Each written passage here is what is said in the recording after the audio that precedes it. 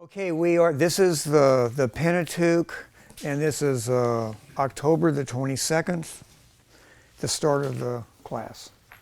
Okay, so today we're going to finish up Leviticus today so that we kind of keep on our schedule. And so we're going to start looking at just a few of the functions in Leviticus that are covered. We can't cover the whole book, but we did a good review of it last week. But this week, we were going to discuss clean and unclean, okay, the way it's used in the scripture.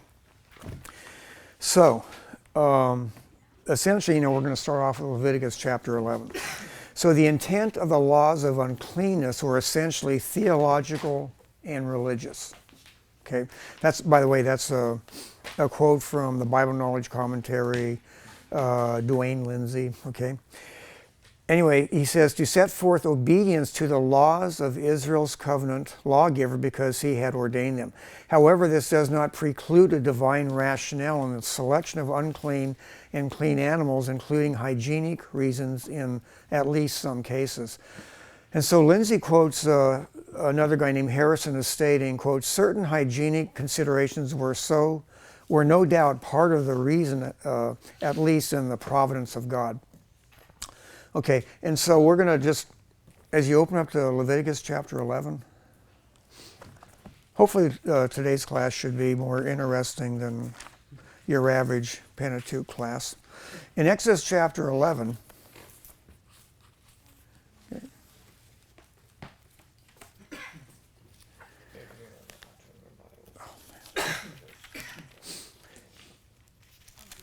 Man, when you got thin pages in your Bible, it's hard to turn just one page. Okay. You gotta lick your finger. Oh yeah, I didn't want to do that in front of the camera. Okay. Okay. So we're going to look at foods that are clean and unclean.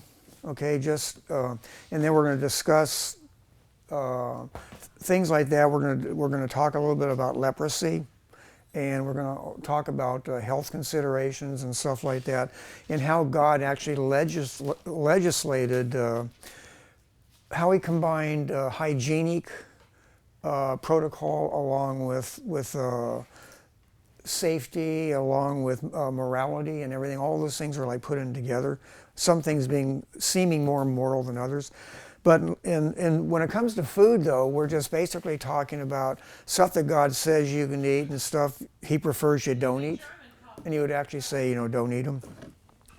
So as we look at the first part of Leviticus, chapter 11, it says, now the Lord spoke to Moses and Aaron, saying to them, speak to the children of Israel, saying, these are the animals which you may eat among all the animals that are on the earth. Among the animals, whatever divides the hoof, having cloven hooves, etc., etc., etc. And then there's going to be three groupings of animals. There's going to be land animals, there's going to be animals out of the ocean, and then there's going to be flying animals. And then out of all those three groups, there's going to be animals that are acceptable for eating, in other words, land animals that are acceptable for eating. And there's going to be animals that God says don't eat. And then there's going to be animals in the air, like birds and stuff like that are acceptable to eat. Some birds, but then there's going to be a lot of birds that are considered unclean. And then animals in the sea, in particular fish with scales and stuff like that. God says you can eat those, but you can't eat things like sharks and lobster, crab, things that don't have scales, things that don't have fins, God says don't eat, okay? And so he gives lots of examples. And actually, if you looked at Leviticus, and I think it's Deuteronomy 14, you would discover that when God gives lists of unclean animals, they're in groups of 11. When he gives groups of clean animals, they're in groups of 7. Even if you looked in a concordance of the Bible, you would discover, like, for instance, I can't remember this exactly, he might mention an unclean animal like a camel. Might get mentioned, it'll be one of 11 unclean animals. And then if you look in a concordance, you'll discover that camel, the word camel or dromedary or something like that is used 66 times. In other words, it's a multiple of 11. And you'll discover that's true for all the unclean animals. They're all multiples of of 11, and then for the clean animals, they're all multiples of 7. I mean, just kind of, you'd think it was designed to be that way. Since we worship a God who designed, he puts things in there by the numbers. So, animals that live on land, animals that live in water, animals that fly. Okay, but before we start going into what God says you can eat and what he says you can't eat in the Old Testament, let's put one verse on the table right away. And it's something that Christ said in the book of Mark.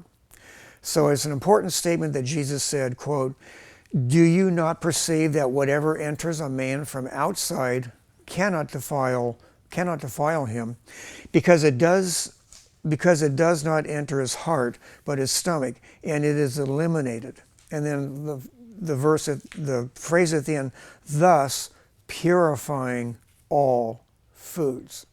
So in other words, you could interpret that to mean that God is saying, today you can eat anything that you want, but also says in Scripture that some things are more beneficial than others. Like, for instance, you can eat anything you want, but you could go to a well-known fast food place, and if you insisted upon eating all 3 meals there 7 days a week, you would probably be dead within the year. But God says you can eat there if you want.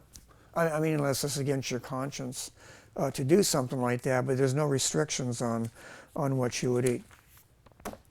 Anybody ever see that article some years back where a person was testing fast food restaurants?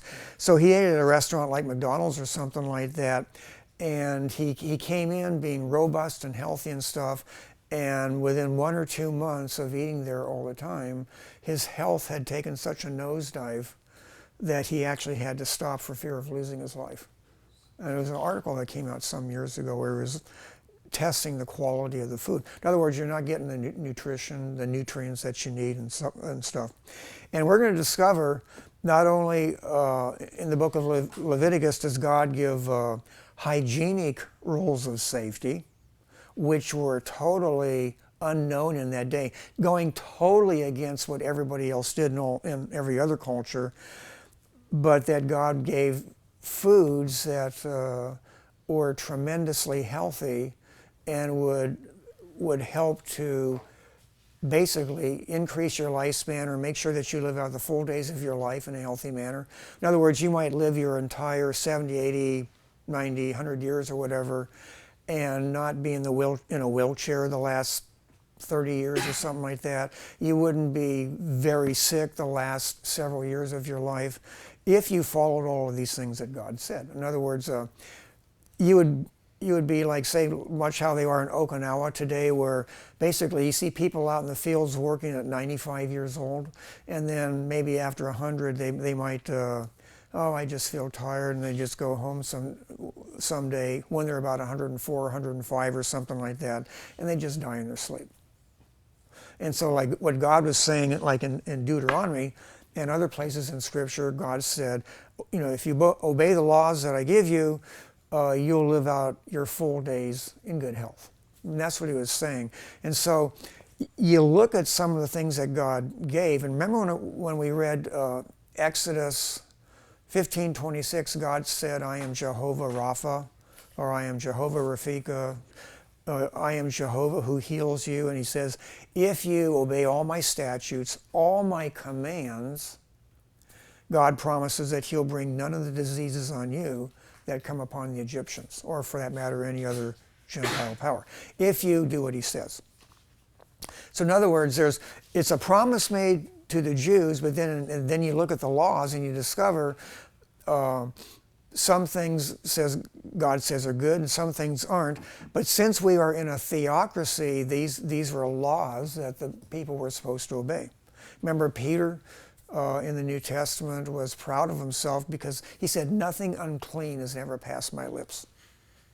Okay, but then in the New Testament, of course, a good portion of that Old Testament law, of those 613 laws of the Torah, were not passing over into the New Testament. What was passing over into the New Testament was moral law. Okay. Like, for instance, 9 of the 10 commandments had to do with moral issues and stuff. All, well, 9 out of 10 go into the New Testament, but yet the Sabbath law does not. Because God had, we were under the Jews at that time became under the new covenant, which, by the way, Moses talks about in Deuteronomy 30, verse 6. Moses talks about there's going to come a day, when God will circumcise your heart. In other words, talking about the new covenant. So all those things that we talk about later on in the Old Testament and the New Testament, Moses had already talked about in seed form. So I want you to understand as we get into this, remember that Jesus said, New Testament says basically you can eat whatever you want. I mean, if you're okay with eating it, God says fine. I mean, you are not under this law, but that doesn't mean that they don't carry certain health benefits if you did follow them. That's what I want you to understand. Don't feel guilty, like say if you're from the South and you eat catfish. I gave a talks like when I was in Florida, and in the South they like catfish, they like their pulled pork, barbecue pork, and there's a whole list of things that they eat. And I made the comment, like if they follow the dietary laws in Leviticus, it would absolutely destroy Southern cuisine because everything they eat is unclean, according to the biblical standard. Not everything, but the pork, the crawdads, you go to Louisiana and you get all those gumbos and all that stuff. Almost all the ingredients are not kosher. So, yeah, I mean, they eat crawdads and, I guess they have lobster down there, but mostly they like crawdads and stuff. So anyway, what we want to remember is since food is merely physical, no one who eats it will defile his heart. In other words, your inner person. In other words, eating unclean food is not going to defile your inner person, which is spiritual. Physical pollution, no matter how corrupt, cannot cause spiritual or moral pollution. Okay, and that's a note out of my MacArthur's study Bible. Okay, so I actually did a course on eating, a biblical way, and I want to just, as we look at some of the laws, just to give you an example, I was just going to talk about them and like, for instance, what modern medicine, what modern nutrition says and stuff like that. Just make some comparisons and stuff. Okay, and the first thing I want to talk about is fat. F-A-T, fat, okay? And I'm going to do it in such a way to make it kind of relevant for you. Okay, talking about fat, okay?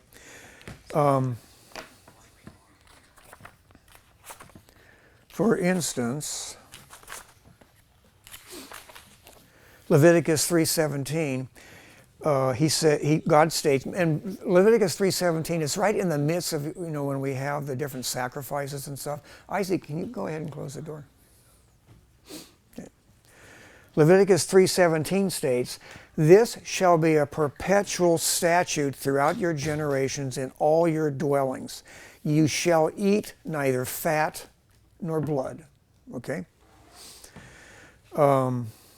So anyway, what he's talking about here is animal fat, like for instance what we would get off a prime rib or something like that.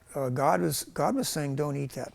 Okay, he didn't tell them why. He just said it was unclean, and God said the fat was for him. God was saving all the best stuff for himself. Okay, so anyway, God says again.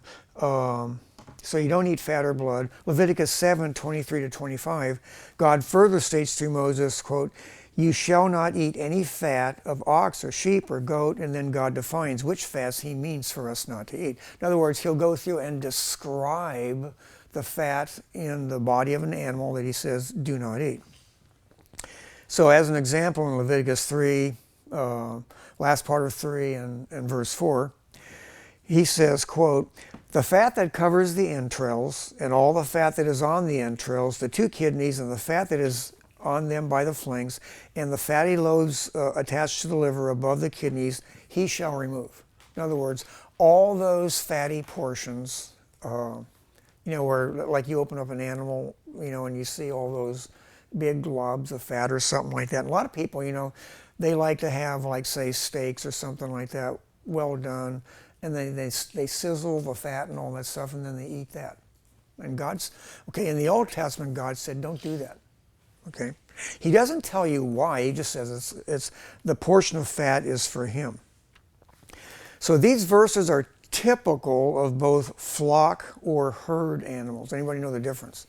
A flock animal or a herd animal? What's a flock animal?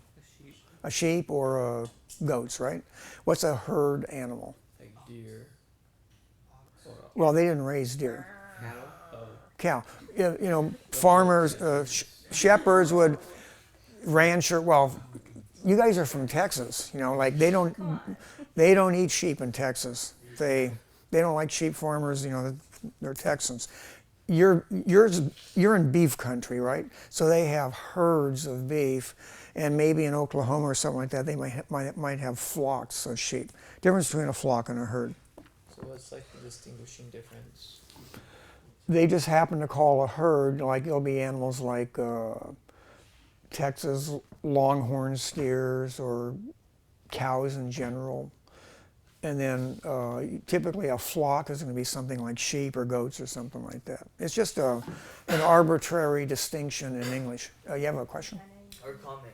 Yeah. Up in northern Texas, because it's very flat, Uh-huh. there's this place, I can't remember the name of it, but it's a sheep herding farm, Mm-hmm. and it's designed to teach people what it was like to have a sheep back then, and Mm-hmm. whatever. But we do have sheep, but just up in the north. Okay. They're the exile people. In New Zealand, there's more sheep than people population. What's that? In New Zealand, there's more Yeah. sheep than people. I would believe it, yeah. Well, our sheep. And remember, and I know a lot of people, for instance, they're repulsed by eating lamb or something like that. In fact, so many people are repulsed by eating lamb that even in the Passover, you can substitute turkey for lamb, which I discovered in the South. And I did a Seder I used to do Seders and stuff, and people, they'd want the Seder, but says, but I don't eat lamb. And it says, well, if you don't eat lamb or goat, you're not actually fulfilling a strict literal interpretation, but it was okay to substitute turkey for lamb, which, it's not the same. I also know in Texas, like they grow ostrich, and ostrich, kind of like, it tastes like beef, and they say there's no cholesterol and stuff like that, but God would classify ostrich as an unclean animal. I never heard of that. Yeah, I saw it on TV. Trying to build up a new industry. People wanted to have their steaks or something that tasted like steaks, but they didn't want the cholesterol problem. Okay. So these verses are typical of both flock or herd animals. The scripture lists other animals God gives permission for human consumption in Leviticus chapter 11 and Deuteronomy chapter 14. Various types of deer and elk are listed among clean animals. The animal that causes the most discussion, I wrote this in the South, so especially here in the South, is the consumption of pork products, which Scripture calls swine. In the Old Testament, for God's people, it was considered unclean. Okay, and of course, in the most areas in the South, maybe really all across the country here, eating swine's flesh, ham, who hasn't had a slice of Virginia baked ham sometime in their lifetime or something? But God just says, in the Old Testament, don't eat it. In the Scripture, eating pork is associated with demons and unclean spirits. And Isaiah ties them all together. So perhaps, like say in the Old Testament, most pagan cultures have had a healthy. When I say healthy, I mean they ate a lot of pork. So anyway, God said don't eat it. And we'll look at some of the reasons possibly why God says don't eat it. And if you've read some books where, say, Christians will want to put you under a law, they'll give you all the reasons why you shouldn't eat pork. And by the way, a lot of the reasons are true. I mean, it is a meat harder to digest. It is a meat that is prone to carry microbes and, more than their share because of their diet, okay? The same with catfish and bottom feeders and stuff like that. In other words, all the creatures that God used to clean up the mess on the bottom of the ocean floor, or to eat all the carcasses of dead, rotting animals and stuff like that. Basically, God says, don't eat the garbage collectors. That's basically what God was saying back then. Today, you are welcome to do that, but I guess you could say sort of at your own risk. So we're going to look at, I want us to just look at fat, because typically this confuses a lot of Christians. If God says don't eat fat, well, there's fat in milk, there's all sorts of fat. So like if you eat butter, I mean, that's fat. I mean, why is it okay to eat butter, but it's not okay to eat, Shouldn't it not be a concern among Christians because it's Old Testament law? Yeah, and that's why I opened up right away. Remember, Jesus said all these things he pronounced everything clean. So in other words, in the New Testament era, you're free to eat whatever you want. It's just that, and that's why I brought in the fast food example, it's just that some things are more beneficial than others. And I'm just going to give you some of the reasons why, because as we look at what God said, according to the promise of Exodus 15:26, and let me go over that again. Exodus 15:26. And remember when I had read this the first time, I had mentioned to you that God was talking about, he's not talking about miraculous healings. God is talking about a lifestyle, okay? So in other words, he says, then he made a statute and ordinance for them, and there he tested them, and God's testing the Israelites, and said, quote, quoting God, if you diligently heed the voice of Jehovah your God and do what is right in his sight, give ear to his commandments and keep all his statutes. So in other words, as a lifestyle, you're obeying his commandments and you're keeping his statutes. In other words, you're obeying the laws that he has set down in the Torah, and there's like 613 of them. He states then, if you are doing that, in other words, you understand that when you're doing this, in other words, you're consciously keeping the law all the time, you're keeping the law before your eyes, you're teaching it to your children, you're meditating on God's law day and night, it's going to include the ceremonial law, the dietary laws and all that stuff. And then when you're practicing them, do you all understand that we're talking about a lifestyle? It's the way you're living. So in other words, you make a habit of where you're eating the right things all the time. In other words, you make a habit of eating clean foods all the time, and you don't eat unclean foods. Okay. And as you rightly said, it's if we were trying to obey that, if you're trying to do it in a legalistic manner, and by the way, as a Christian, you're allowed to follow this diet. I mean, if you decide out of your own desires, this is a diet that you want to follow, that's okay. It becomes legalistic when you say that you have to, or that you're telling somebody else they have to, or God won't be pleased with them. Now you're getting legalistic. You can't do that. So I used to make the comment, that God was telling you also what was healthy and what wasn't as healthy or unhealthy. When God says it, typically we say, don't be legalistic. But if your doctor said it, would you say that your doctor is being legalistic? If your doctor says, don't eat fat, or you're going to get a heart attack and die, you're going to get hardening of the arteries, you're going to get arteriosclerosis, you're going to have brain damage, you're going to have in other words, a lot of problems go on. If your doctor tells you those things, and it just happens to coincide with, say, the laws in Leviticus, is the doctor being legalistic?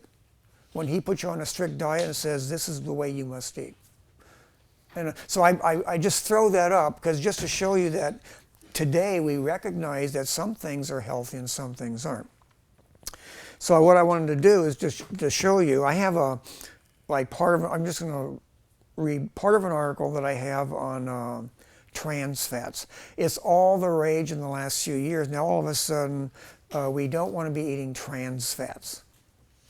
Okay, and basically trans fats are going to have they'll give you the same symptoms as eating like the fat off a cow or a pig or a sheep or something like that. If you just cut off all that big, thick, fatty portions and stuff like that, if you ate that, basically it does the same thing to you that trans fats do.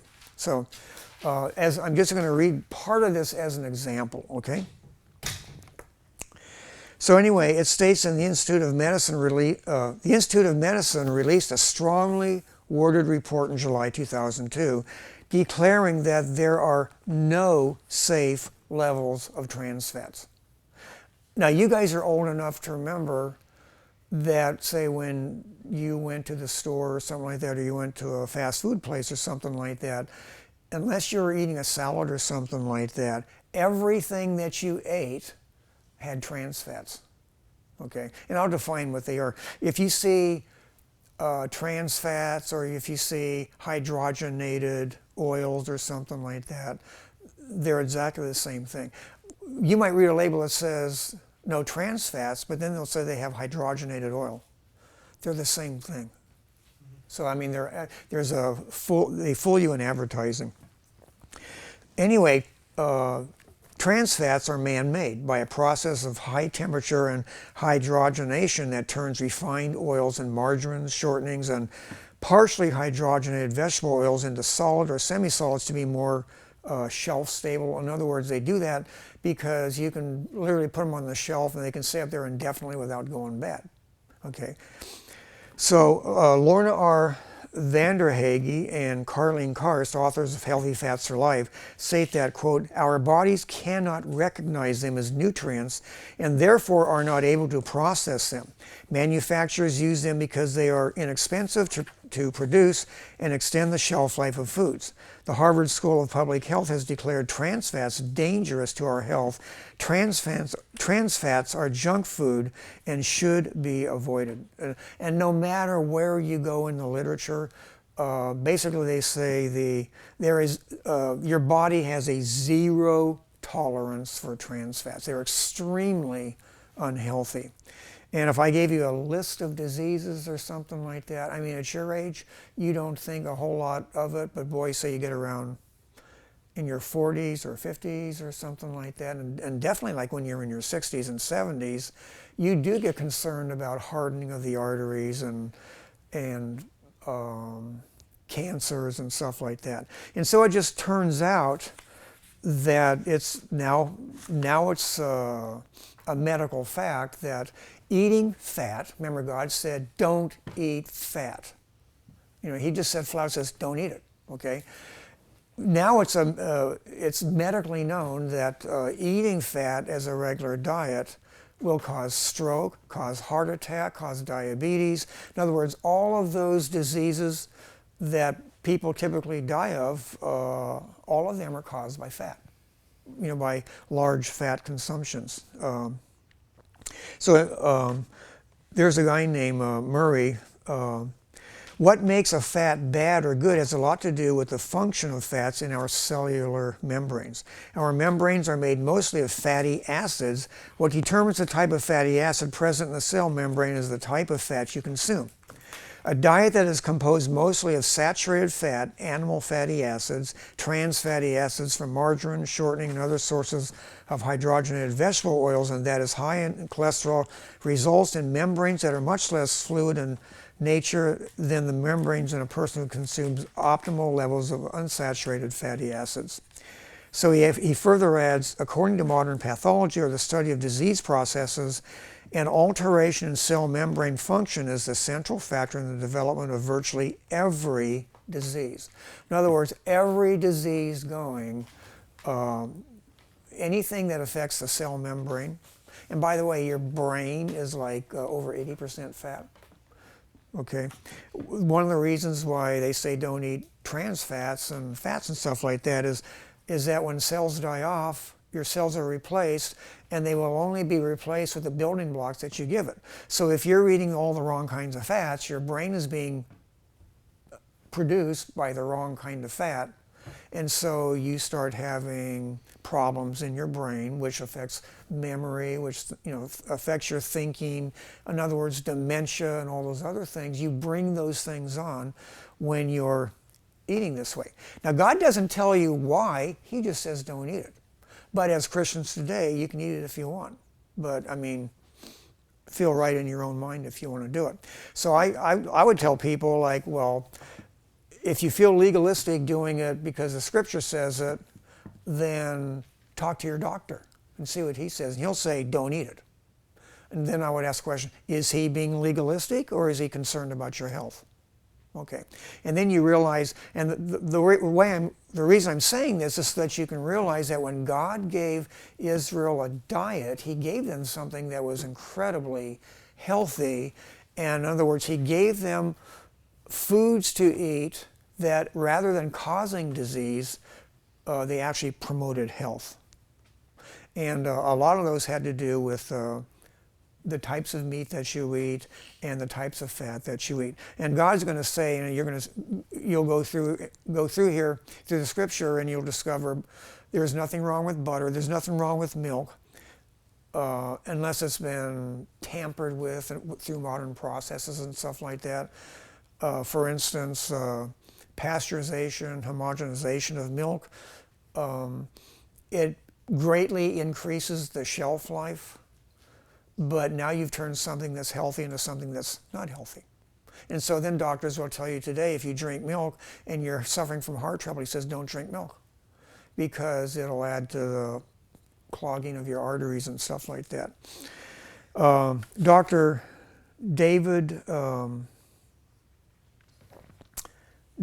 Perlmutter, author of the Better Brain book, is no friend of trans fats. He states on page 26 that, quote, if you are not aware of the importance of dietary fat and brain function, chances are you are eating the wrong fat and destroying your brain cells. Now, this is the brain surgeon, okay? And he's saying your brain is made up primarily of fat. Where does all that fat come from? Quite simply, the fat that ends up in your brain is from the fat you consume in your diet. Some fats are terrible for the brain. The worst fats of all are the trans fatty acids. These fats are not only promote inflammation, but prevent good fats from getting into your brain cells. In other words, if your brain will actually choose the bad fat over the good fat. So that's why they say, doctors say your body has zero tolerance for trans fats because your body will use it over against the good fat. The body will discard the good fat and use the bad fat. So in other words, your health starts going downhill. Excess consumption of trans fats can interfere with your body's ability to convert omega-3s to DHA. You eat fish oil or something like that, like DHA, which makes up nearly a quarter of your brain. Low levels of DHA are associated with decreased cognitive function, depression, moodiness, slow response time, and Alzheimer's disease. By the way, Alzheimer's disease, that's a 20th century disease. At the turn of the last century, less than 5% of the people would develop Alzheimer's. Now they say if you live to be 100, it can be up to 70 or 80% of people will get Alzheimer's. Okay, just to give you an example. And by the way, the problems that happen up here also happen in your gut. When I was a pastor of pastoral care in Florida, I was the guy that did all the hospital visits, and it was not unusual to go to the hospital and there would be a 26-year-old in there who was having like sections of his intestine removed, or the large bowel, the large intestine, or portions of the small intestine, because they had such a high percentage of fast food in their diet that literally the doctor would say something like, you have the bowels of an 80-year-old man. In other words, so much damage had been done through eating the wrong fats and all that stuff that they literally had to remove sections of the bowel. So in other words, it developed diverticulosis, diverticulitis, in other words, which by the way is a modern 20th century disease. It's just eating the wrong stuff. It's eating processed sugars, processed flours. You strip out the nutrients, and then you end up again with all these 20th century diseases. So you look at a law that God says, don't eat fat. He says, burn it on the altar. Or if you see fat, you see a wild animal out there that's been say an animal's been torn apart by wild beasts. He says you can take the fat, you can do anything you want with it except eat it. Make candles out of it, make soap out of it, do whatever you want. God just says don't eat, but don't eat it. Okay.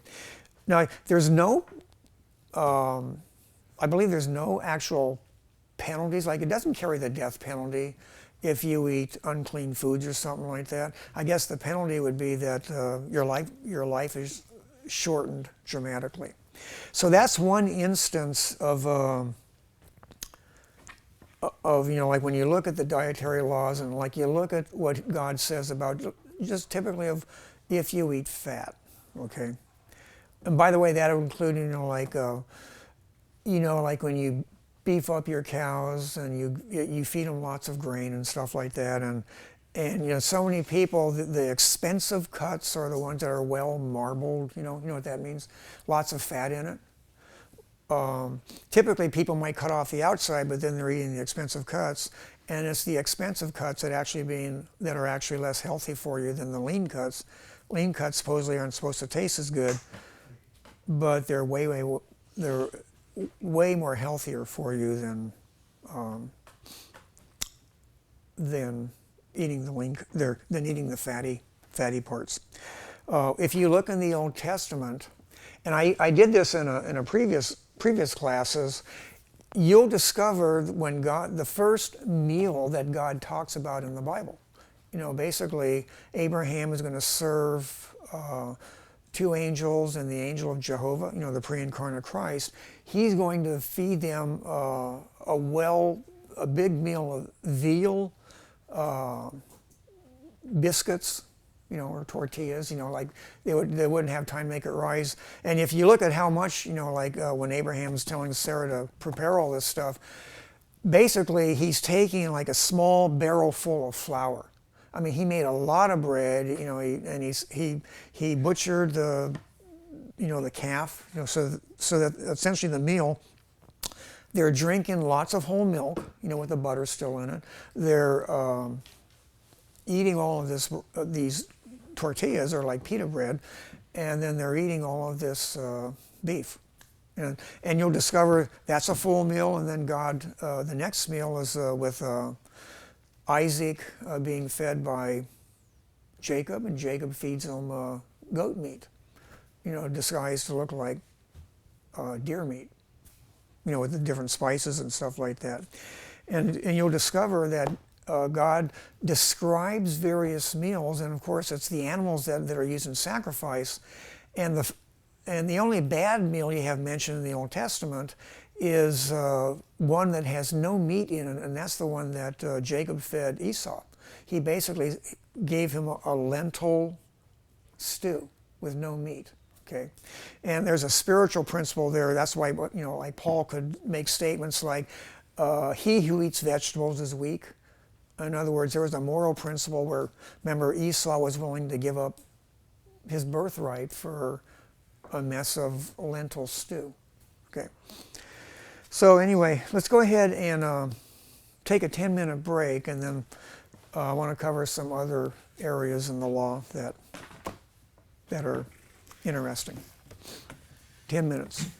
Okay, in Leviticus chapter 13. Okay, and I'm just picking a couple of laws. I'm starting off in Leviticus, and obviously there's laws in Exodus and a lot of them in Numbers. Like for instance, laws that concern how to wash and stuff like that, or like say in the book of Numbers. But this particular one here in Leviticus 13 talks about leprosy. And leprosy back in that day, it wasn't typically the Hansen's.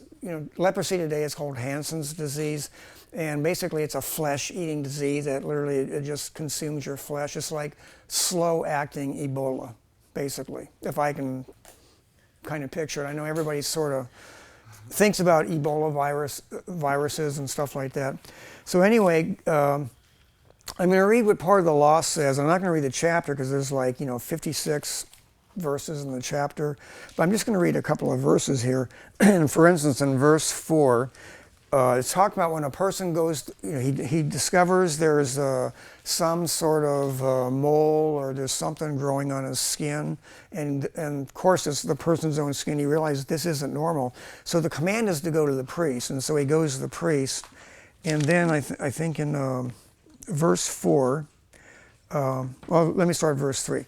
The priest shall examine the sore on the skin of the body, and if the hair of the sore is turned white, and the sore appears to be deeper than the skin of his body, it is leprous. It is a leprous sore. By the way, any skin problem that you had back then, maybe aside from acne or something like that, would be considered like, the Bible just put it under the blanket statement of like leprosy, which would cover a whole host of diseases, where you would see effects on your body, okay? So the skin of his body, it is a leprous sore. Then the priest shall examine him and pronounce him unclean. But if the bright spot is white on the skin of his body and does not appear to be deeper than the skin and his hair has not turned white, then the priest shall isolate the one who has the sore 7 days. Okay, so now he says in 13:4, what's he say here? The priest shall do what? Isolate him. In other words, isolate the person who has a problem, and basically the priest, in other words, don't let them mingle with the rest of the group. Keep them away from the group because they didn't know, they had to find out, will it spread to anybody else? Is it contagious? Will that person being around other people give it to other people? Now, by the way, in Egypt and other pagan nations, they didn't quarantine. So basically, when people got sick, it was basically they had epidemics all the time. So God is saying, don't do it. I'm going to read you some of the things that they did in the days of Moses. Remember, Moses was trained in all the learning of Egypt. So at the University of Egypt at Memphis, that's basically where he went. He went to the campus that was he went to Memphis State, in other words. Okay? That's one of my jokes that I like. Okay? So I always like to say Moses went to Memphis State. So the laws were different back then. I'm going to give you a contrast of what they taught back then in medicine as opposed to what God was telling Moses. What God was telling Moses went against the grain of everything that Moses would have understood when he grew up in the finest schools in Egypt. So in verse 43 or 46, let's see. On the laws concerning leprosy. And by the way, this would involve on the person's skin, his clothes, everything. So in other words, God said you had to do something with the clothes of a person who had some type of disease. So in verse 43, he makes the statement, then the priest shall examine it, and indeed, if the swelling of the sore is reddish white on his bald head or on his bald forehead, as the appearance of leprosy on the skin of the body, he is a leprous man, he is unclean. The priest shall surely pronounce him unclean, his sore is on his head. Now the leper upon whom the sore is, his clothes shall be torn and his head bare, and he shall cover his mustache and cry. In other words, they had to go through the streets saying, unclean, unclean, he shall be unclean. All the days he has a sore, he shall be unclean. He is unclean, and he shall dwell alone. His dwelling shall be outside the camp. So in other words, if this person had this contagion, or whatever it was, and it wasn't going away, if people happened to get around them, he had to warn the people by crying out in a loud voice, unclean, unclean. He had to cover his face. And basically, he was ordered to reside outside the camp all by himself. Now, for us today, that's not a big deal. We said, well, of course, you get infectious diseases and stuff like that. You quarantine the person. But this law was given to the Israelites 3,500 years ago, And people didn't start quarantining in the West, for instance, or in pagan cultures until just 100 or so years ago, maybe 200, 150 years ago, people started realizing they had to quarantine sick people, keep them away from other people. So I'm going to give you some, there's also, by the way, God's going to tell you how to wash, and it's in the book of Numbers. God tells you what you're supposed to do with dead bodies, how you wash if you touch a dead body, what you do, when you go to the bathroom, things like that. God, he gives very strict laws. And in this book, None of These Diseases by Macmillan, he gives some examples here of what people did back then, what we did in our own cultures and stuff like that, and basically, what we do now compared to what we did even like 150 years ago. So anyway, he says, remember, Moses was fully educated in ancient Egyptian superstitions. Ancient Egyptians thought epidemics were caused by disease demons, so they cast spells to protect themselves. One formula is written in the Smith Papyrus dating from around the time of Moses. It was for the protection against epidemics. It was to be chanted while a person had 2 vulture feathers held over him. And it says, O flame in his face, O Nekhbet, lifting the earth to the sky for her father, come thou bind the 2 feathers around me, that I may live and flourish, because I possess this white one. O Caesar of the Great One, son of Sekhmet, etc. In other words, you're going to cast out the disease demon. So anyway, the promise was saved from every sickness if this thing was chanted. So when Moses attended the University of Egypt, his professor also promised none of these diseases. But Egypt's mummies are riddled with diseases, so we can be sure that this formula did not save from every sickness. So anyway, was Moses inevitably a child of his time? Did he provide the Hebrews with a spell to stop epidemics? So you read his ancient prescription, as long as he has leprosy, he must live alone outside the camp. There was not even a trace of superstition. This ancient order clearly states the modern concept of quarantine. So one historian notes, quote, the laws against leprosy in Leviticus 13 may be regarded as the first model of a sanitary legislation, unquote. So indeed, the biblical method makes a radical break from all ancient concepts of disease. No superstition, no leprosy demons, no animal dung salve. By the way, didn't read that, but typically they give a prescription here. Here's a typical prescription: eel eyes and goose guts. Okay, this prescription comes from the famous Eber's Papyrus, a medical book from 1500 BC. That's when, by the way, when Moses lived. Of course, this treatment was useless and dangerous, but if the pink eye did not get better fast, in other words, if you have pink eye, here's the solution. The Eber's Papyrus gives us a picture of medicine in ancient Egypt, that day's most advanced civilization. To cure baldness, doctors applied a mixture of 6 fats, from the horse, the hippopotamus, the crocodile, the cat, the snake, and the wild goat. All that grease grew few hairs, but at least it shined the hairless dome.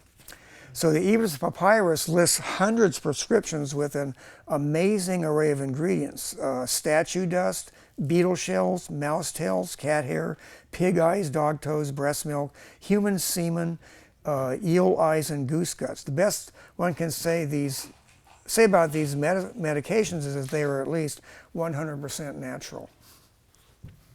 Now here's the remedy for if you got a splinter. To splinters, the ancient Egyptian doctors applied a salve of warm blood and donkey dung.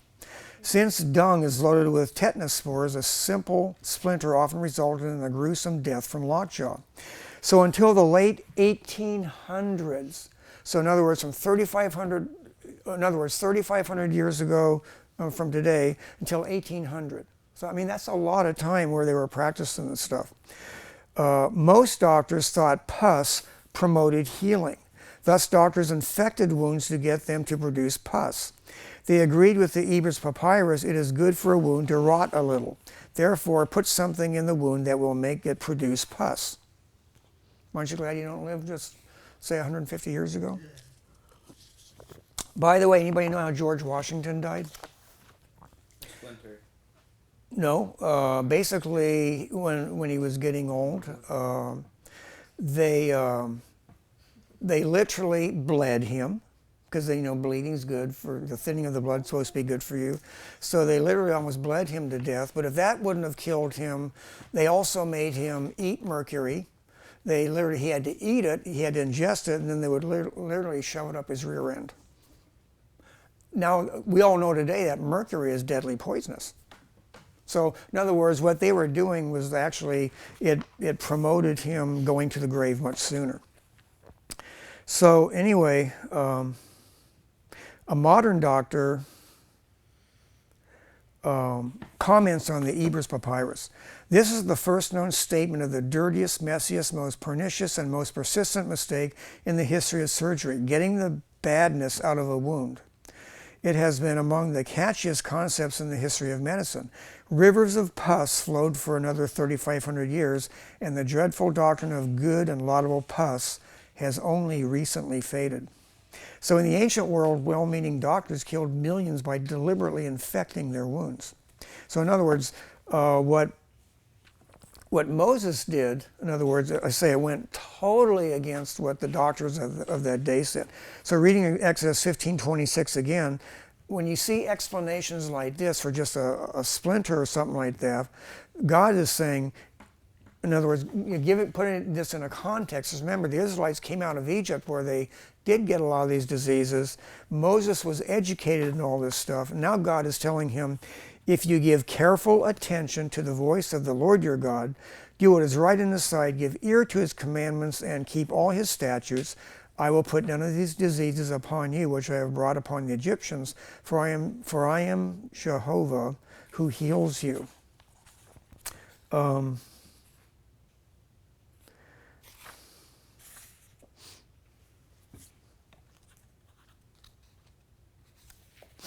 We're going to look at one here.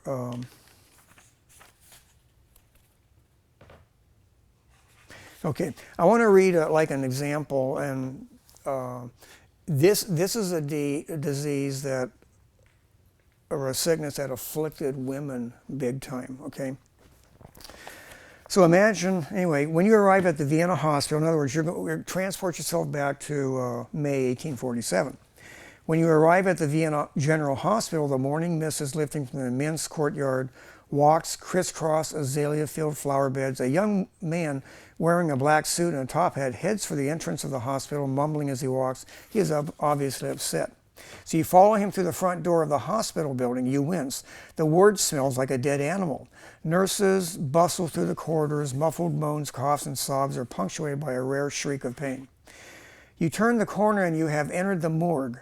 On the other side of the autopsy table, 5 medical students stand with their sleeves rolled up. On the table is the dead body of a young woman. Your preoccupied friend is the obstetrician, Dr. Ignaz Semmelweis. He hangs up his coat and top hat, rolls up his sleeves, and asks how many women died last night. And one student speaks, 3, Josephine, Frankel, and Marie. So you notice a tear in his eyes as the intern recites the names. Dr. Semmelweis shakes his head. Admission, delivery, death. Is that our motto? 1 out of 6 women lying in our delivery beds ends up lying on this autopsy table. I cannot accept this. The women die and we have no idea why. So he says, why? Why? The students are casting nervous glances at each other. They obviously have no idea why so many women are dying. So they move to the business at hand. With bare hands, the students perform the autopsies, one after the other, without even a break to wash their hands. The corpses have one thing in common: pus. Pus-filled abdomens, pus-filled chests, even a pus-filled eye socket. The diagnosis is the same for each: labor fever, labor fever, labor fever. In other words, these women died having babies. After the autopsies, the students merely rinse their bloody hands in water, wipe them on a dry rag, and walk off to the maternity ward for morning rounds. Their hands and clothes still stink of rotting flesh. In the ward, many women are simply waiting to go into labor. Several are crying from labor pains. One is shivering from a raging fever. One is gasping her last few breaths. One has the ominous sheet pulled over her head. So the students go from bed to bed asking questions and performing internal exams. Dr. Semmelweis double-checks their findings and makes several teaching points. Suddenly you realize their rank reality. Their hands have been in pus, blood, and dead bodies. They have been in pregnant women after pregnant women. In other words, they're delivering a baby, but they just finished doing several autopsies. And they might have rinsed their hands, but oftentimes they didn't even rinse their hands, okay? No one has yet washed his hands. What are they thinking? So this is a standard practice throughout Europe. No one has even thought of the existence of bacteria, much less seen them. Scientists usually blame epidemics on vague atmospheric conditions or cosmic telluric influences. In a moment, that is about to change. Suddenly, Semmelweis stops around. He orders the interns to wash their hands. The interns laugh nervously, thinking at first it's a joke. But Dr. S is not much of a joker. He is serious, intensely serious. Someone finds a basin and Semmelweis watches each one wash in heavily chlorinated water. He sniffs their hands to make sure the smell is gone. Then he announces his theory. He suspects the cause of labor fever may be on their hands. Maybe their hands are carrying labor fever from the dead to the living. The so-called modern medical care may actually be killing the women. To you, this seems painfully obvious. You don't need MD after your name to know that you should wash your hands after doing an autopsy. But remember, no one suspects that diseases can be transmitted from one person to another. So Semmelweis then tells the students the evidence for his theory. Women who have more internal exams are more likely to die of labor fever. Recently, his friend Dr. Jacob Kalitschaka had suddenly died of blood poisoning from an inflamed finger cut, a cut he had suffered while performing an autopsy of a woman killed by labor fever. At his autopsy, they found pus in the abdomen, pus in the chest, pus on the brain, and pus pockets in the skin. If he had been a new mother, his diagnosis would have been labor fever. He must have caught it from the woman's corpse. If a doctor delivers the baby, the death rate is 18%. If a midwife attends the labor, the death rate is only 3%. Physicians do autopsies, midwives do not. Maybe the difference is the autopsies. Maybe doctors are carrying a lethal substance from dead bodies to living women. So everything seems to point to the same conclusion. The filth on the doctor's hands is killing the women. One skeptical student reminds him of his last theory.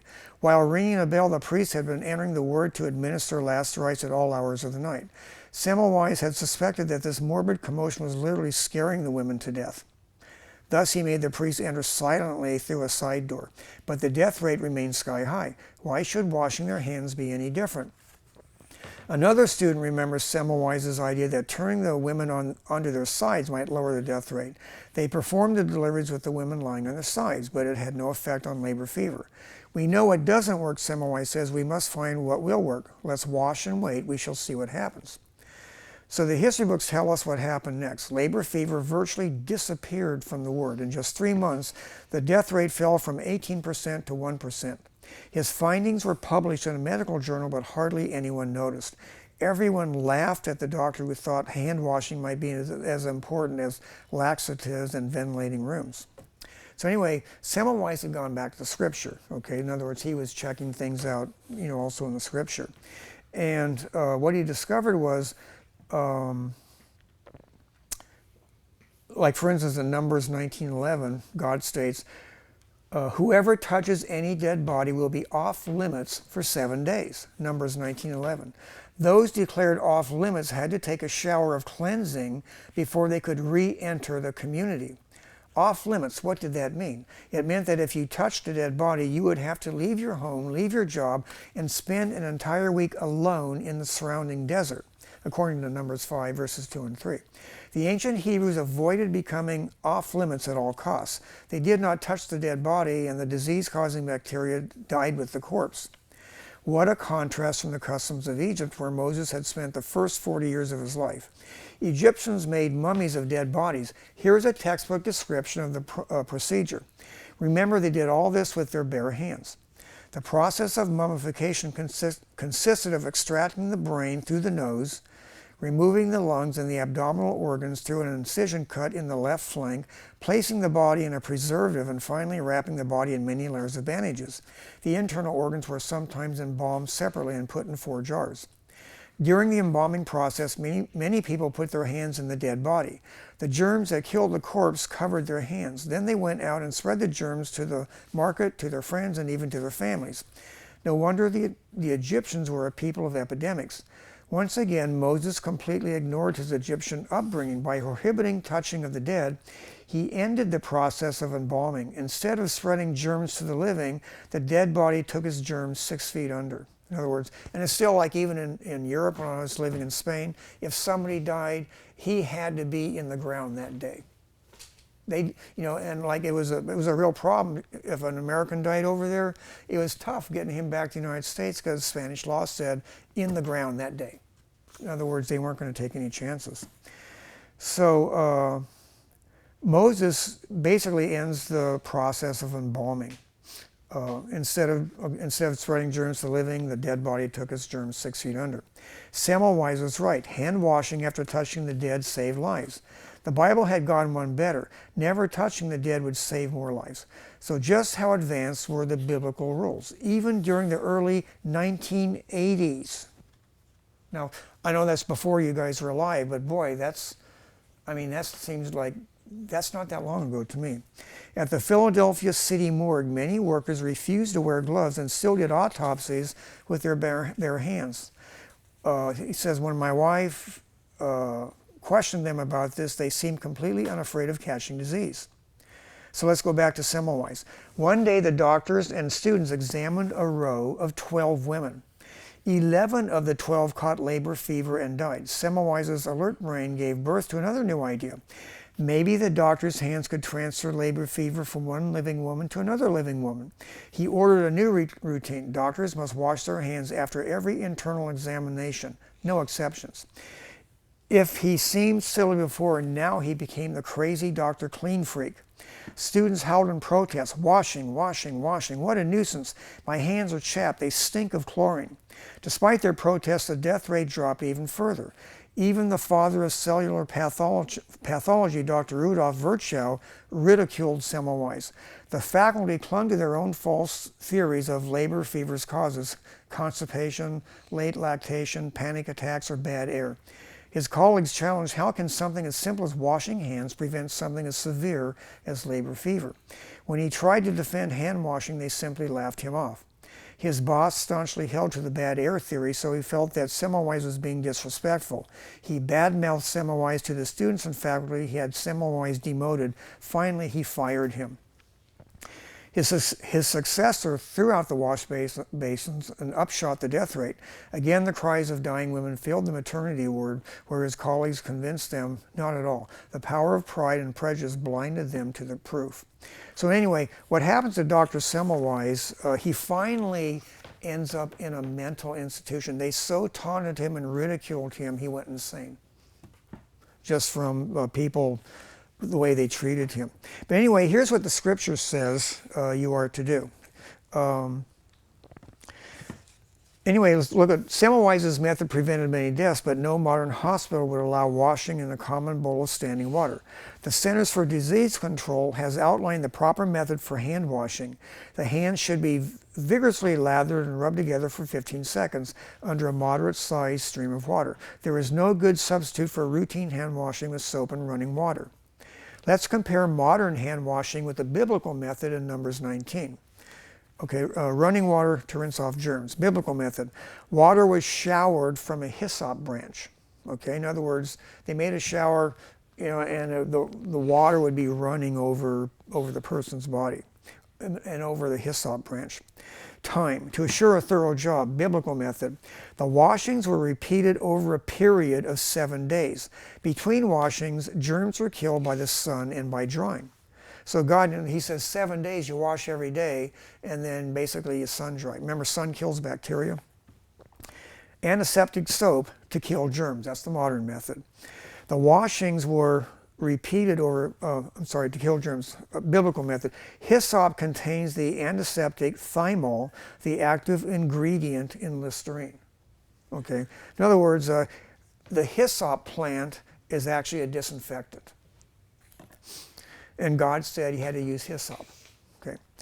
Vigorous scrubbing to dislodge germs from the crevices. That's the modern technique. Biblical method.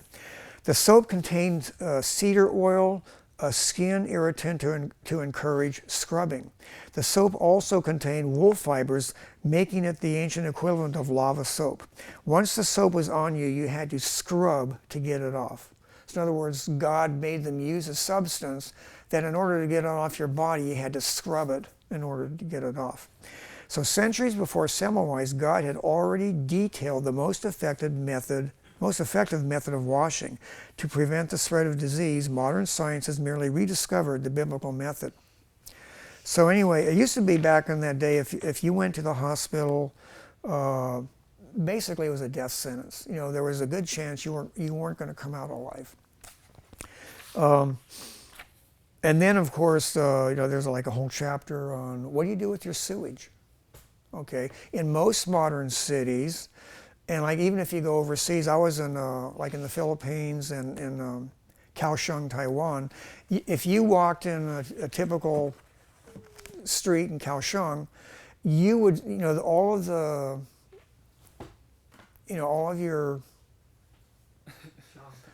all the stuff basically was floating down a small stream going down to the harbor. So basically you're walking downtown and then you would see the raw sewage just going down the street. And it was that way it was basically going down the street. And also obviously a lot of people got sick. Okay. I mean, we're used to, things being sanitary toilets and stuff like that, and we're used to pipes being underground and everything being washed down with water and then it's out of sight and everything like that. But in a lot of cultures, they didn't do that. So typically, if you lived in a city 150 years ago, there was raw sewage everywhere. Now, we're not talking about just collecting the garbage, which would be sitting around. We're talking about the raw human sewage that would just basically be running down every street and running down into the river. By the way, when I was aboard ship in the 1970s, they still hadn't gotten sanitary laws aboard. Well, they were sanitary aboard the ship, but not how they disposed of all that waste matter from the ship. So it was typical before 1971, where you go in, say, like Long Beach Harbor. I was stationed in Long Beach, and basically when the toilets were flushed, everything just went into the harbor. And how could you tell when somebody flushed? I remember standing there with my brother-in-law, and the seagulls were always circling around, and when somebody flushed the toilet on a ship or something like that, you see the seagulls start diving down for all the tasty morsels that they were getting. So typically, San Francisco Bay, I mean, all of these, a lot of your bays were dead from all the refuse and everything that was being poured into them. And like now, you go into San Francisco Bay, there's fish in there's fish in the bay. You can go fishing again and stuff like that. And so now they've cleaned up a lot of these things, and so you don't see that now. Now when ships like flush or something like that, they go into big plastic bags or something like that, and then they dispose of it in a sanitary manner. But I mean, even in my lifetime, even though we had sanitation ashore, they didn't have sanitation, like say when they offloaded stuff on a ship. Still, typically, when you go out to sea, I know, when you're out miles out in the ocean, they still dump garbage and stuff like that. At least they did when I was in the Navy. So it gives you an idea that if you go over these laws that were instituted in Leviticus, and I just mentioned like two classes. There was things, washing, touching dead bodies, and eating particular foods. I want to just go mention one more thing on eating particular foods. God had forbidden shellfish. Okay, in other words, the Israelites were not allowed to eat shellfish. No crab, no lobster. In other words, the stuff that Gentile nations are eating, God said you can't eat those. And of course, we know today, of course, that all those things are bottom feeders. And God says, like for instance, fish without scales, like catfish or something like that. We know what they eat. They're at the bottom there. And if you go to like farms where they raise pigs and stuff like that, the swill that they feed them. Basically, the rankest, dirtiest, filthiest stuff is that's how they get rid of their garbage. A lot of pig farmers, they buy the swill, leftover garbage and stuff like that from restaurants that's been tossed out, and they feed it to the pigs. There's a story where you can stack, and this has been done, there'd be some, pigs would be stacked up like 3 or 4 high or something like that. The pigs would eat on top, and then they'd go to the bathroom. The pigs right below them would eat that, and then they'd go to the bathroom. The pigs below that would eat that, and basically they were healthy for pigs. But again, you have to imagine that there's the meat is full of toxins, So typically, like when they're bottom feeders and stuff like that, they're eating a lot of toxic material. And I mentioned shellfish because who doesn't know at certain times of the year that there's a ban on eating certain types of shellfish because their toxin levels are so high it can cause your own death. You have to eat them when the toxin level is low enough that your body can still handle it without getting deadly ill yourself. And so you'll have no certain types of shellfish, certain times of the year because it's too dangerous to eat. So even today we recognize that even some times of the year, foods that we would eat part of the year, you can't eat in other parts of the year because they're toxic. And they would either make you severely ill or they could actually kill you. Okay, so that basically covers, that's all I'm going to talk about in the laws in Leviticus. Probably won't talk about laws and numbers or anything like that, but just realize the law goes from Exodus, Leviticus, Numbers, all the way through Deuteronomy. And if you just wanted to go through and pull out all the ones that have to do with health, there's a tremendous amount of the law is dedicated to not only, in other words, there's laws that prevent disease, and then there's laws, like for instance where God's telling you to eat, that actually builds your immune system to where you become stronger to repel diseases and stuff like that. So basically that's what the law did.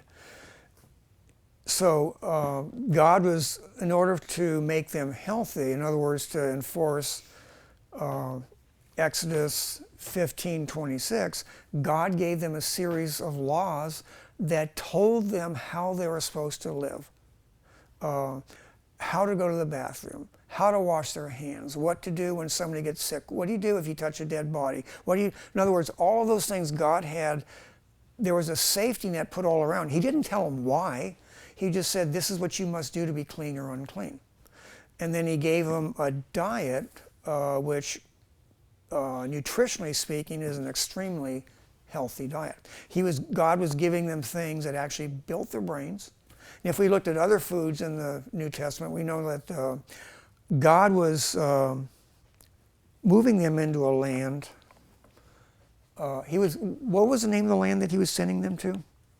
Anybody remember? Land of Canaan. What else? Land flowing with milk and honey. Yeah, milk and honey.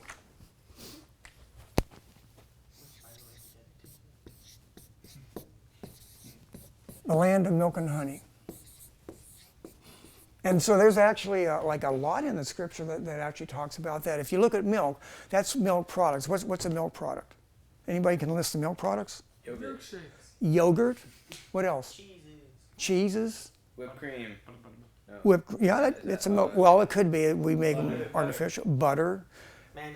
And cheese, butter. There's another one. I can't believe it's not butter. That's not Yeah. Cool. Mayo. No, just Cottage cheese. cottage cheese. Yeah, any kind of cheese, any kind of butter, and then of course, somebody mentioned yogurt. In other words, you ferment the milk and you get a certain thing. You put in a certain bacteria, you get yogurt.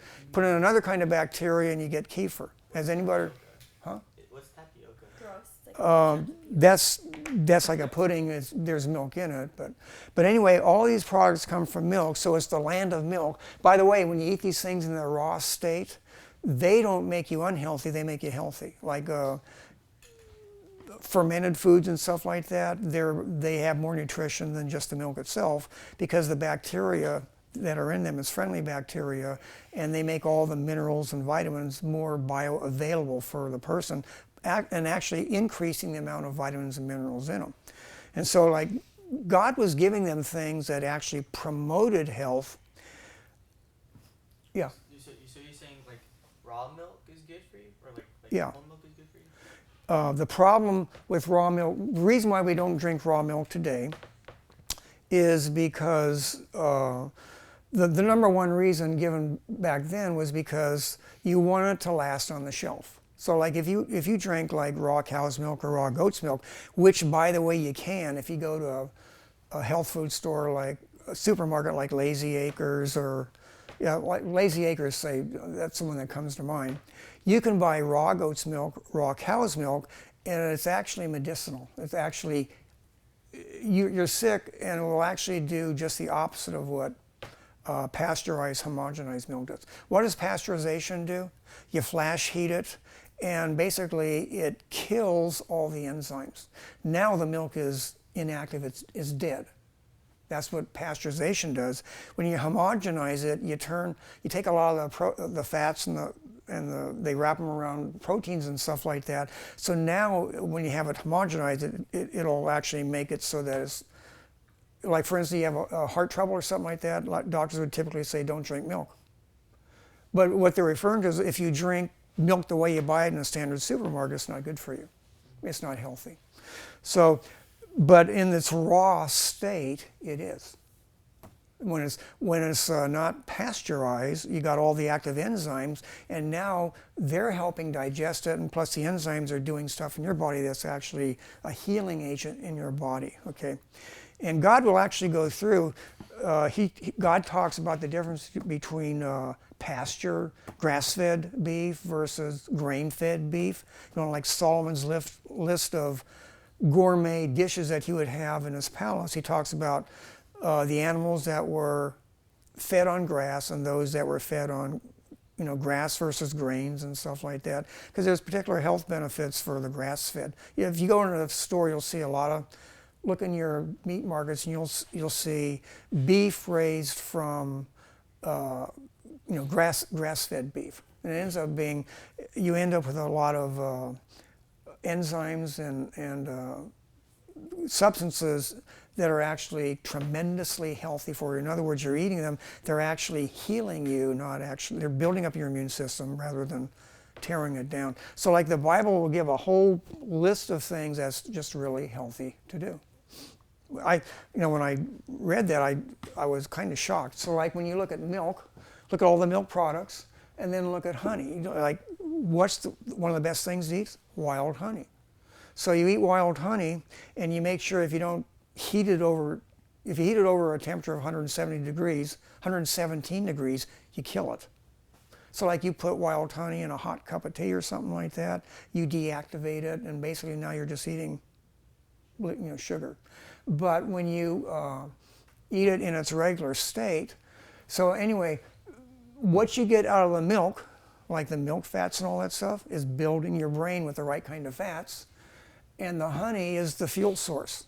So now you're fueling your body, and then of course your brain and the rest of your body is being built with the right kind of fats, which basically is a really big deal. It becomes a really big deal when you're older and you start getting sick. And a lot of doctors now, they're starting to realize that, diet really does make a big difference.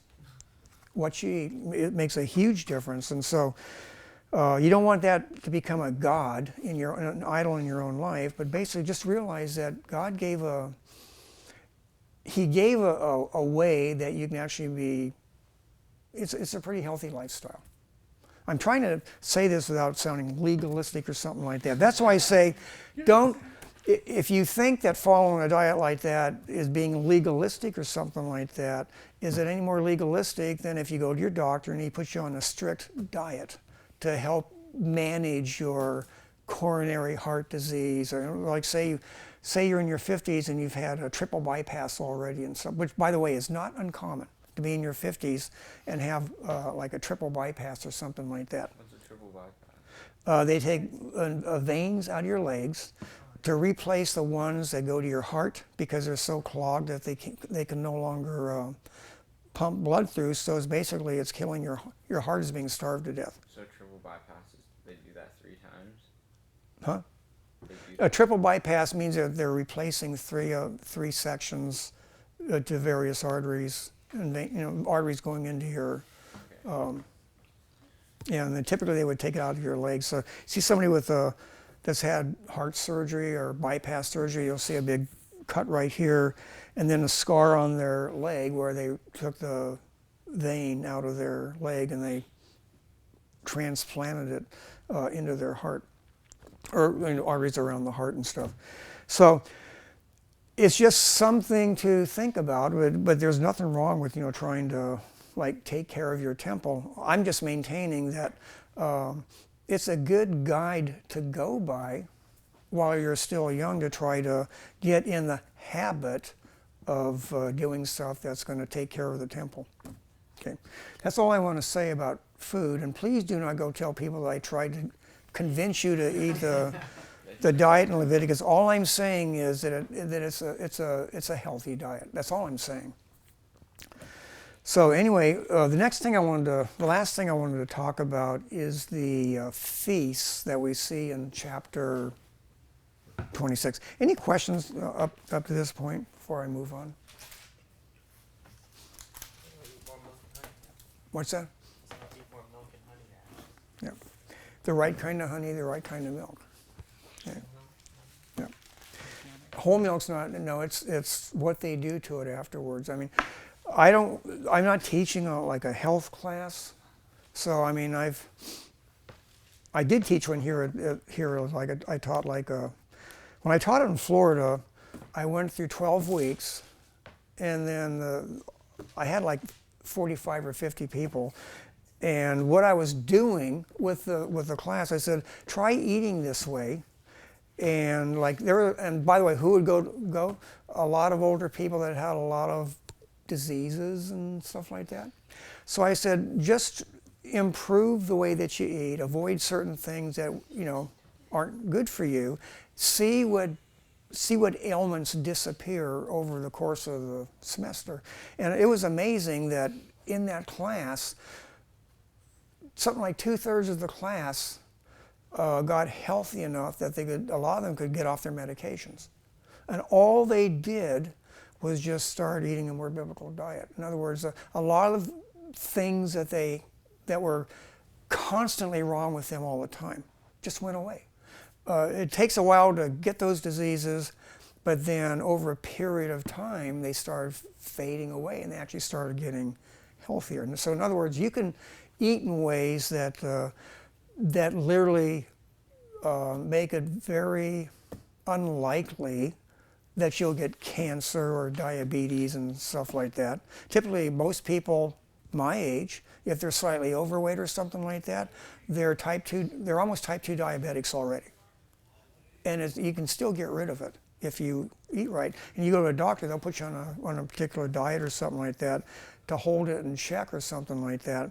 But you can actually literally just be a whole lot healthier by just the way you eat. And so there's a couple of doctors that they'll put you on a diet first, the right kind of salt and stuff like that, and just to see what goes away first, and then they'll actually medically treat what's left over. But then they want to get rid of the stuff that's just diet related. I was prone to seeing this when I was a young teenager. My grandmother was getting older, and she didn't eat very well. And she was at that age. She was in her 70s, low 70s. And when she was by herself and she didn't eat very well, she'd get dementia. But then when she went into a rest home or something like that, and they made sure that she ate properly, her dementia went away. I mean, it was like you could see it happen just hours after she ate. I mean, she was just at that borderline point where what she ate was actually allowing her brain to function.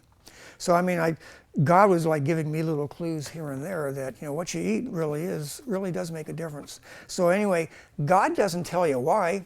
He just tells you the results. And there's like 20 or 30 verses where God promises you, generally speaking, long life. In other words, you'll live out your days if you do what he says. And he promises that in Proverbs. He promises it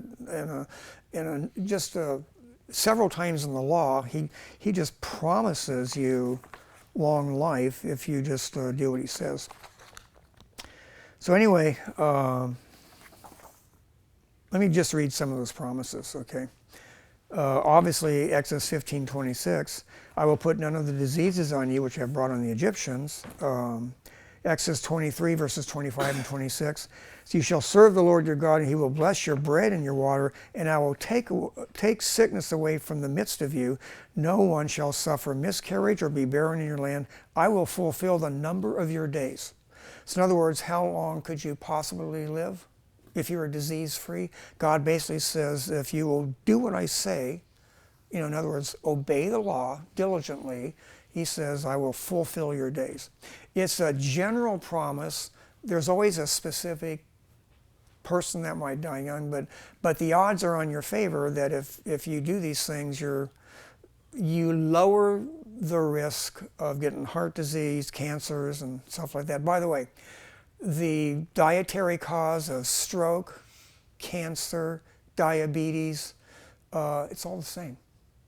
Eating the same foods, basically your bodily constitution will tell you which one of these, in your typical genetic makeup, which one are you going to get first? And of course, if you live long enough, you could end up with all of them. You know, you get overweight. You know, obviously the doctors tell you you have the risk of heart attack, stroke, cancer, and diabetes. Those four, the big killers in America today, basically can all be controlled or prevented by diet, what you eat. But it's just that in our culture we don't do it because we don't want to give that up. So anyway, God promises that, like Jeremiah 30 verse 17, for I will restore health to you and heal you of your wounds. There's just a lot of places where God, he mentions long life and healing your diseases and stuff like that. And a lot of it goes back to, basically just eating the way that he says to eat. So anyway, it's interesting if you go through the scripture, just look at the meals, look at what they eat, because you'll see food lists that the scripture will just lay out for you that are healthy. Anyway, this is not a health class. The purpose of this was just to show you that God had a set of laws, ceremonial laws, and laws that they are told to obey, and God promises if you obey them, I promise you health, disease-free, and you'll live a long time. That's basically what he was promising them. And so that's the promise that he made specifically to Israel. So what God wanted to do, he wanted the pagan nations to see that not only do the Israelites worship Jehovah, but they're marked by lives where they're living. There's a lot of old people because they're living to a ripe old age, and they're disease-free. And which would, in most cultures, that would be a shock to see all these disease-free people. There's no plagues, there's no epidemics. And people, why is this? And the Israelites were supposed to say, because we worship the Lord our God, Jehovah our God, and we obey his statutes, and he promised that we wouldn't get sick and all that stuff. So anyway, that's the promise that he gives you. Now we're going to talk about the feasts, and what I'd like to do now is just go ahead and take another 10-minute break.